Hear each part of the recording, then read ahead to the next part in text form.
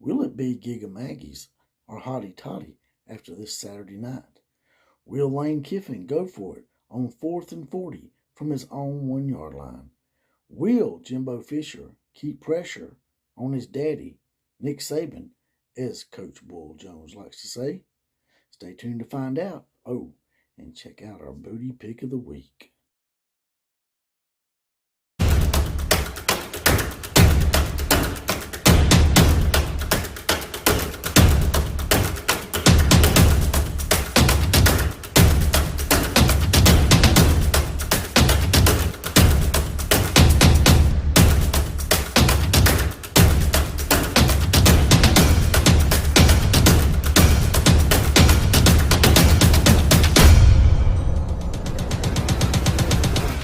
Boys and girls in sporting land, this is JPC. I am the outlaw of college football, but most importantly, this is the home of the Common Joe and Sally in the know. Even more so than all those media talking heads. That never gets old. I say it a different way every time, and it just feels new to me just every single time. Now, getting right to it. Today, I'd like to talk about Texas A&M versus Ole Miss in Oxford.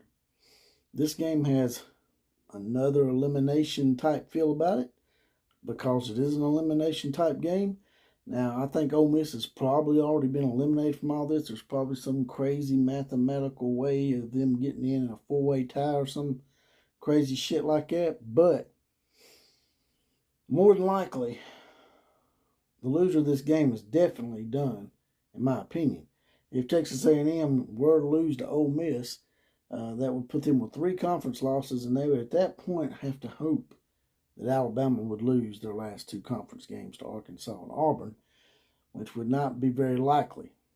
Auburn maybe, Arkansas not so much. But anything's possible in the SEC, right? So, the matchup here for me, the thing that's really sticking out to me here the last couple of weeks is that Texas A&M's defense has been playing a lot better.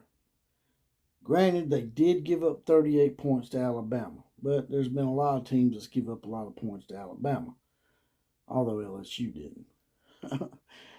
But on a good day, giving up 38 points to Alabama is not really that something that you really frown upon.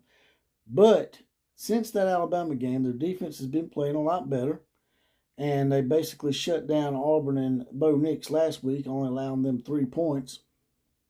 So, with their defense playing better, that to me bodes not so good for Ole Miss. Because the thing about Ole Miss, the thing that their saving grace has been all year is the fact that they have an offense that can outscore people. Just ask Arkansas. I think they outscore them 52-51. So, that's been their saving grace, right? Not here lately.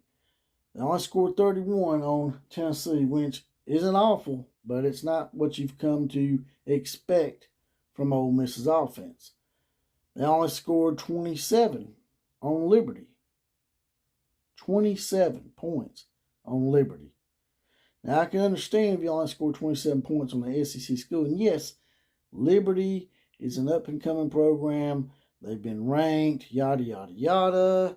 But we all know if Liberty were in a major conference, Liberty would be, at best, probably a 6-6 team every year.